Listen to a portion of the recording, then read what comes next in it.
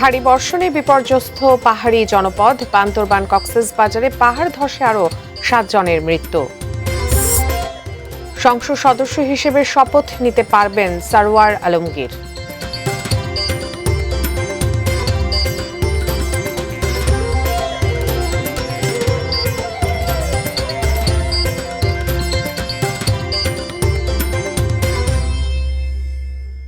দেখছেন ATN news. দেশের খবরে আপনাদের আমন্ত্রণ জানাচ্ছি আমি উজমা হাসান। দর্শক, এতক্ষণ জানিয়ে দিচ্ছিলাম নাসির সিনটেক্স গ্রুপের সৌজন্যের শিরোনামগুলো। এবারে বিস্তারিত। টানা ভারী বৃষ্টি আর পাহাড়ি ঢলে দেশের দক্ষিণ পূর্বাঞ্চলে বাড়ছে প্রাণহানির সংখ্যা। বান্দরবানের লামায় আলাদা দুটি পাহাড় ধসে প্রাণ হারিয়েছেন 5 জন, আর কক্সবাজারের চকরিয়ায় পাহাড় ধসে মারা গেছে 2 শিশু। দুর্যোগপূর্ণ আবহাওয়ার কারণে বান্দরবানের সব পর্যটন কেন্দ্র 12 জুলাই পর্যন্ত বন্ধ ঘোষণা করা হয়েছে। প্রতিনিধিদের পাঠানো তথ্য ও ছবিতে ডেস্ক রিপোর্ট। ভোর রাতে বান্দরবানের লামা উপজেলার আজিজনগর ইউনিয়নের মিশন পাড়ায় ঘটে বৃহস্পতিবারের প্রথম পাহাড় ধসের ঘটনা। পাহাড়ের মাটি একটি বসতঘরের ওপর পড়লে ঘুমন্ত অবস্থায় একই পরিবারে 3 সদস্য মাটি চাপা পড়ে মারা যান। নিহতরা হলেন মোহাম্মদ ইউনুস, তার স্ত্রী রানু আক্তার এবং তাদের 5 বছর বয়সী ছেলে মোহাম্মদ সোলেমান। ফায়ার সার্ভিস ও পুলিশ তাদের মৃতদেহ উদ্ধার করে। এই দুর্ঘটনায় আহত হয়েছেন ইউপি সদস্য সহ আরও 2 জন। এর মাত্র 1.5 ঘন্টা পর একই এলাকায় আরেকটি পাহাড় ধসে একতলা পাকা ঘরের দেয়াল ও মাটির নিচে চাপা পড়ে মারা যান মোহাম্মদ জুয়েল ও তার স্ত্রী কুলসুমা আক্তার। প্রথমে এই রান্নাঘরটা হচ্ছে যে পাহাড় ধসে পড়ছিল আর কি, ওই দিক থেকে জানলার দিকে পানিটা পড়ছিল মাটি সহ। পরিটা সাফ করার পরে হচ্ছে একটু পরে হচ্ছে যে এই পুরোটা ভেঙে পড়ছে। আমাদের পুরো বাড়িটা এখন একটা ধ্বংসস্তূপে পরিণত হয়ে গেছে। মা যদি ওর পাশে থাকতো তাহলে আমি মাকে পেতাম না, তো মা আমার সাথে ছিল ওর পাশে, যার কারণে আমি মাকে জীবিত পেয়েছি। টানা বৃষ্টিতে বিভিন্ন সড়ক তলিয়ে যাওয়ায় বান্দরবানের সাথে সারা দেশের সড়ক যোগাযোগ বন্ধ রয়েছে এবং বিদ্যুৎ ও মোবাইল নেটওয়ার্ক মারাত্মকভাবে ব্যাহত হচ্ছে। উদ্ধার কেন্দ্রগুলি উন্মুক্ত রেখেছি, যথেষ্ট ত্রাণ আছে। শুধুমাত্র সদর উপজেলা পৌর এলাকার ভিতরেই এই মুহূর্তে আশ্রয় কেন্দ্রে আজ সকাল পর্যন্ত আশ্রয় নেওয়া মানুষের সংখ্যা 3000-এর অধিক, প্রতি মুহূর্তে বাড়ছে। একই সময়ে কক্সবাজারের চকরিয়া উপজেলার বড়ইতলী ইউনিয়নের মোহসেনিয়া কাটা গ্রামে পাহাড় ধসে প্রাণ হারিয়েছে আরও 2 শিক্ষার্থী। নিহতরা হলেন মোহাম্মদ কাজলের মেয়ে বড়ইতলী মাদ্রাসার 10ম শ্রেণীর ছাত্রী রুমি আক্তার এবং আব্দুল মজিদের ছেলে 4র্থ শ্রেণীর ছাত্র মোহাম্মদ তৌসিফ। তারা সম্পর্কে আপন চাচাতো ভাই বোন। উখিয়ার কতুপালং রোহিঙ্গা আশ্রয় কেন্দ্রে পাহাড় ধসে 8 মাদ্রাসা ছাত্রীর মর্মান্তিক মৃত্যুর 24 ঘন্টারও কম সময়ের মধ্যে আরও পাহাড় ধস ও মৃত্যুর ঘটনা। গত কয়েকদিনের টানা বর্ষণে কক্সবাজার জেলায় পাহাড় ধসে মৃতের সংখ্যা বেড়ে দাঁড়িয়েছে 20 জনে, যাদের মধ্যে রয়েছেন বেশ কয়েকজন রোহিঙ্গা। একই সঙ্গে জেলার 3টি উপজেলায় অন্তত 15,000 পরিবার পানিবন্দী হয়ে পড়েছে। Shakil Aziz, desk report, ATN news. কক্সবাজারে অব্যাহত রয়েছে ভারী বৃষ্টিপাত। নদ নদীর পানি বেড়ে প্লাবিত নির্মাঞ্চল। সমুদ্র বন্দরেও সতর্কতা জারি করা হয়েছে। সৈকতের কলাতলি থেকে বিস্তারিত জানিয়েছেন কক্সবাজার প্রতিনিধি অর্পণ বড়ুয়া। কক্সবাজারে অব্যাহত রয়েছে ভারী বৃষ্টিপাত। আবহাওয়া অফিস আমাদেরকে জানিয়েছেন আজকে বেলা 12টার আগে গত 30 ঘন্টায় 151 মিলিমিটার বৃষ্টিপাত রেকর্ড করা হয়েছে। এই মুহূর্তে রয়েছে কক্সবাজার সমুদ্র সৈকতের কলাতলি পয়েন্টে। সমুদ্র বন্দরে যেহেতু এখনো পর্যন্ত 3 নম্বর সতর্কতা সংকেত বহাল রাখা হয়েছে, স্থানীয় সতর্কতা সংকেত, সেই কারণে আমরা কক্সবাজারে এই মুহূর্তে সমুদ্র উত্তাল দেখতে পাচ্ছি। সমুদ্রের ঢেউ আছড়ে পড়ছে কক্সবাজার সমুদ্র সৈকতে। আমি একটু কথা বলতে চাইবো কক্সবাজারের সমুদ্র সৈকতে একজন স্থানীয় বাসিন্দার সাথে। আপনি যদি একটু বলতেন যে সমুদ্র সৈকতের যে এই রূপ, এই বিরূপ পরিস্থিতি, আবহাওয়া পরিস্থিতি, এই পরিস্থিতিতে আসলে কি মনে হচ্ছে যে কোনো ধরনের আতঙ্ক ছড়িয়েছে কিনা? দেখতে পাচ্ছি সকাল থেকে সমুদ্র উত্তাল রয়েছে এবং আবহাওয়া অফিস থেকে যেটা জানতে পেরেছি এখনো 3 নম্বর সতর্কতা সংকেত বহাল রয়েছে এবং এই যে থেমে থেমে বৃষ্টি হওয়া। এবং এর মাঝেও একটা বিষয় যেটা আমরা লক্ষ্য করলাম, কিছু পর্যটক বিক্ষিপ্তভাবে ঘোরাঘুরি করছে এবং নির্দেশনা থাকা সত্ত্বেও তারা হাঁটু সমান করলে এখন পানিতে নেমে সমুদ্র স্নানে ব্যস্ত। ভারী বর্ষণে কক্সবাজারের চকরিয়া এবং পেকুয়া এবং মাতমুহুরী উপজেলার 15,000 মানুষ ইতিমধ্যে পানিবন্দী হয়েছে বলে আমরা 15,000 পরিবার ইতিমধ্যেই পানিবন্দী অবস্থায় দিন কাটাচ্ছে বলে জানতে পেরেছি।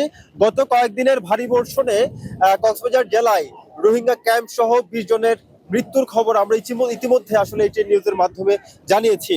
যত ভারী বৃষ্টিপাত আসলে অব্যাহত রয়েছে, পাহাড় ধসের মৃত্যুর সংখ্যা এখনো বাড়ছে বলে, এবং পাহাড় ধসের মৃত্যুর মিছিল বাড়ছে কক্সবাজার সমুদ্র উপকূলীয় অঞ্চলে। কক্সবাজার থেকে এটুকুই ছিল এখানকার সবশেষ। টানা বর্ষণ আর উজান থেকে নেমে আসা ঢলে দেশে বিভিন্ন অঞ্চলে বন্যা পরিস্থিতির আরও অবনতি হয়েছে। 6টি নদীর 10টি পয়েন্টে পানি বিপদসীমার উপর দিয়ে প্রবাহিত হচ্ছে। তবে আগামী 48 ঘন্টা পর পরিস্থিতির উন্নতির আশা করছে বন্যা পূর্বাভাস ও সতর্কীকরণ কেন্দ্র। একই সঙ্গে উত্তরাঞ্চলে ভারী বৃষ্টির পূর্বাভাস দিয়েছে আবহাওয়া অধিদপ্তর। বৃষ্টি আর পাহাড়ি ঢলের তোড়ে দেশের বন্যা পরিস্থিতির আরও অবনতি হয়েছে। বন্যা পূর্বাভাস ও সতর্কীকরণ কেন্দ্র জানিয়েছে, বর্তমানে 6টি নদীর 10টি পয়েন্টে পানি বিপদসীমার উপর দিয়ে প্রবাহিত হচ্ছে। ফেনী, চট্টগ্রাম ও খাগড়াছড়িতেও পানি বেড়েছে। এতে পার্বত্য জেলাগুলোর নিম্নাঞ্চলে বন্যার পানি স্থায়ী হওয়ার আশঙ্কা রয়েছে। সেই সাথে শেরপুর, রংপুর ও লালমনিরহাটের নিম্নাঞ্চলও প্লাবিত হতে পারে। সাঙ্গু নদী বান্দরবন পয়েন্টে বিপদসীমা প্রায় 142 সেন্টিমিটার এবং মনু নদী মৌলভীবাজারের মনু রেলওয়ে ব্রিজ পয়েন্টে প্রায় 55 সেন্টিমিটার বিপদসীমার উপরে রয়েছে। এছাড়া খোয়াই নদী হবিগঞ্জ পয়েন্টে এবং মাতামুহুরী নদী বান্দরবন কক্সবাজারে, কুশিয়ারা নদী সুনামগঞ্জে এবং ধলাই নদী মৌলভীবাজারে বিপদসীমার উপর দিয়ে প্রবাহিত হচ্ছে। তবে আপাতত বড় ধরনের বন্যার আশঙ্কা কম বলে জানিয়েছে বন্যা পূর্বাভাস ও সতর্কীকরণ কেন্দ্র। আগামী 48 ঘন্টা পর পরিস্থিতির ধীরে ধীরে উন্নতি হতে পারে বলেও জানিয়েছে সংস্থাটি। সামগ্রিকভাবে আরও অধিক অবনতির আশঙ্কা এই মুহূর্তে কম, তবে বন্যা পরিস্থিতি যে বিরাজ করছে সেটি অন্তত আগামী 2 দিন পর্যন্ত বিরাজ করতে পারে বা অপরিবর্তিত থাকতে পারে। এদিকে আবহাওয়া অধিদপ্তর জানিয়েছে, উত্তরাঞ্চলে বৃষ্টিপাত আরও বেড়েছে। কোথাও কোথাও হচ্ছে অতি ভারী বর্ষণ। তবে শনি অথবা রোববার নাগাদ সারা দেশেই বৃষ্টির প্রবণতা কমে আসার সম্ভাবনা রয়েছে। গত রাত থেকে শুধু দক্ষিণাঞ্চল না, আপনার উত্তরাঞ্চলে বৃষ্টি বেড়ে গেছে 11-12 তারিখ থেকে।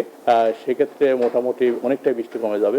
তবে দক্ষিণাঞ্চলে যে ধরনের বৃষ্টি হচ্ছে বা এক্সট্রিম ধরনের যে বৃষ্টি হচ্ছে, বিশেষ আপনার চট্টগ্রাম ডিভিশন, এইসব জায়গায় বৃষ্টি হয়তো আগামীকাল থেকে মাত্রা কিছুটা কমবে। পাহাড় ধসের ঘটনাকে শুধু প্রাকৃতিক কারণ নয়, বরং এর জন্য মানবসৃষ্ট কারণকেও দায়ী করেন বিশেষজ্ঞরা। পাহাড় কাটা, অপরিকল্পিত বসতি নির্মাণ ও পরিবেশ ধ্বংসের কারণেই ঝুঁকি আরও বাড়ছে বলে দাবি তাদের। তাই ভারী বৃষ্টিপাতের এই সময়ে পাহাড়ি এলাকায় বসবাসকারীদের সর্বোচ্চ সতর্ক থাকার আহ্বান জানানো হয়েছে।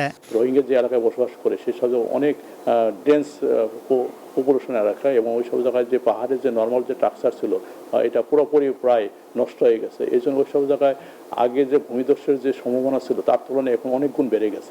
সম্রাট Anwar, ATN news, Dhaka.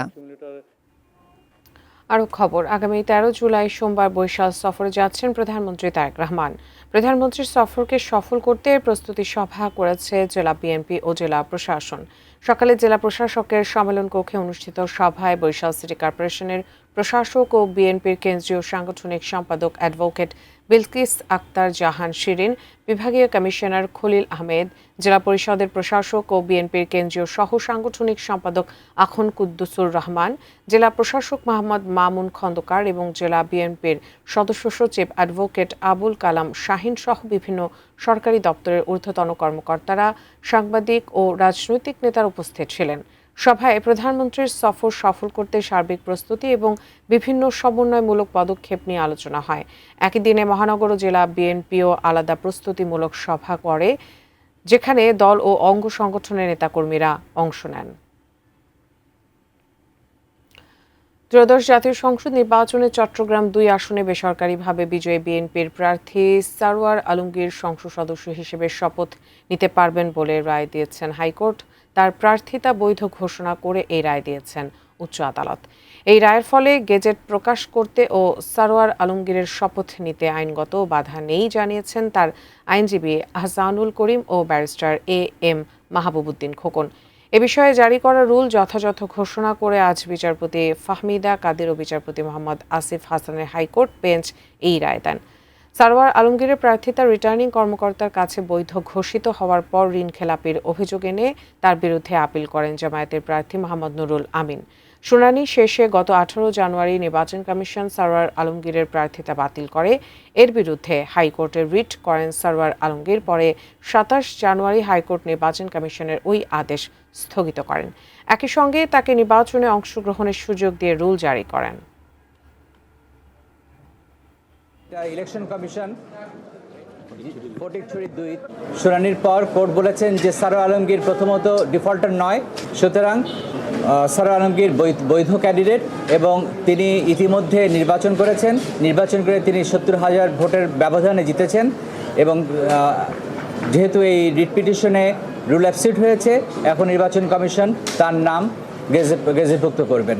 Sarwar Alamgir gadget নোটিফিকেশনে যেহেতু সে নির্বাচন জিতে গেছে, গ্যাজেট নোটিফিকেশনে বাধা রইল না, শপথ নিতে বাধা রইল না। দর্শক, দেশের খবরের পর্যায়ে নিয়ে নিচ্ছে একটি বিরতি, ফিরে এসে আরও যা থাকছে। সিলেটের 7 জনকে পুশিনের চেষ্টা রুখে দিয়েছে বিজিবি।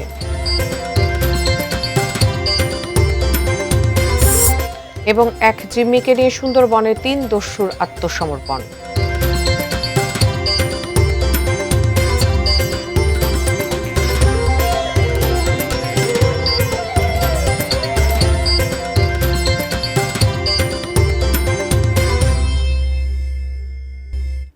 বিরতির পর দেশের খবরে সবাইকে আবারও আমন্ত্রণ। সাতক্ষীরার ভোমরা স্থলবন্দরে এবার রাজস্ব ঘাটতি হল প্রায় 950 কোটি টাকা। অবকাঠামোগত সীমাবদ্ধতা, দুই দেশের রাজনৈতিক পরিস্থিতি এবং আমদানি রপ্তানি কমে যাওয়াকে এই ঘাটতির জন্য দায়ী করছেন সংশ্লিষ্টরা।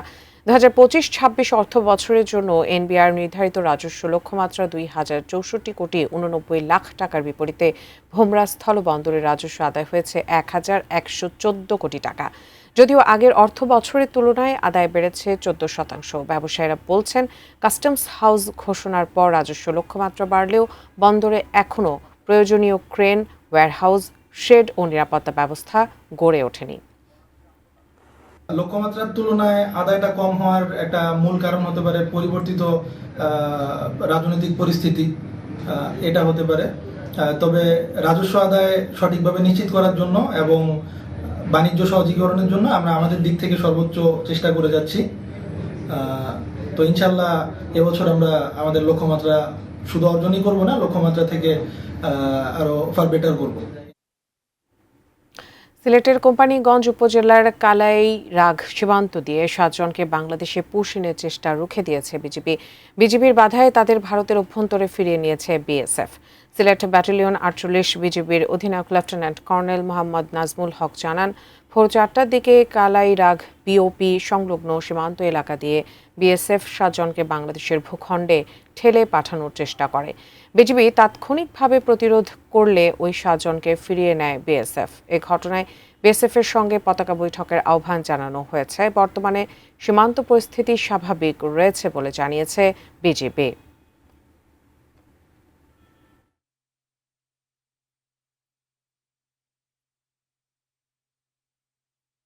ময়মনসিংহের ধোবাউড়ায় 5 বছরের শিশু নিসামণিকে সংঘবদ্ধ ধর্ষণ ও হত্যা মামলায় 3 আসামিকে মৃত্যুদণ্ড দিয়েছেন আদালত। একই সঙ্গে তাদের প্রত্যেককে 2 লাখ টাকা জরিমানা করা হয়েছে। জেলার দুপুরে শিশু নির্যাতন দমন ট্রাইব্যুনালের বিচারক সুদীপ্তা সরকার এই রায় ঘোষণা করেন।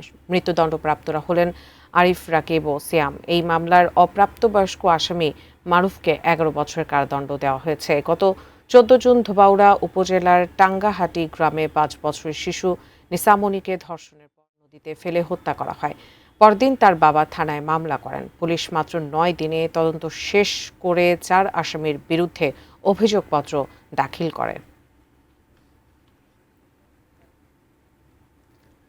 সুন্দরবনের বড় জাহাঙ্গীর বাহিনীর 3 সদস্য এক জিম্মি জেলেকে সঙ্গে নিয়ে কোস্টগার্ডের কাছে আত্মসমর্পণ করেছেন। সকালে মোংলা কোস্টগার্ড বেজে তারা 2টি দেশীয় 1 নলা বন্দুক, একটি পাইপগান ও 40 রাউন্ড তাজা কার্তুজ জমা দিয়ে আত্মসমর্পণ করেন। কোস্টগার্ডের জাহাজ BCGS কামরুজ্জামানের নির্বাহী কর্মকর্তা কমান্ডার মোহাম্মদ মানসুরুন মাহদিন জানান, ধারাবাহিক অভিযান, গোয়েন্দা নজরদারি ও টহল জোরদারের ফলে দস্যুদের কার্যক্রম অনেকটাই সীমিত হয়ে এসেছে। তার এই ধারাবাহিকতায় বনদস্যু বাহিনীর 3 সদস্য আলামিন হোসেন, তৈবুর রহমান ও মনিরুজ্জামান মামুন আত্মসমর্পণ করেন।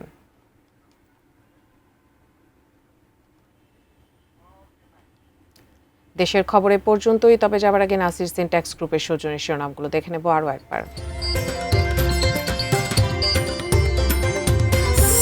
ভারী বর্ষণে বিপর্যস্ত পাহাড়ি জনপদ বান্দরবান কক্সবাজারে পাহাড় ধসে আরও 7 জনের মৃত্যু। সংসদ সদস্য হিসেবে শপথ নিতে পারবেন সারোয়ার আলমগীর। সিলেটে 7 জনকে পুশিনের চেষ্টা রুখে দিয়েছে বিজিবি। এবং এক জিম্মিকে নিয়ে সুন্দরবনে 3 দস্যুর আত্মসমর্পণ।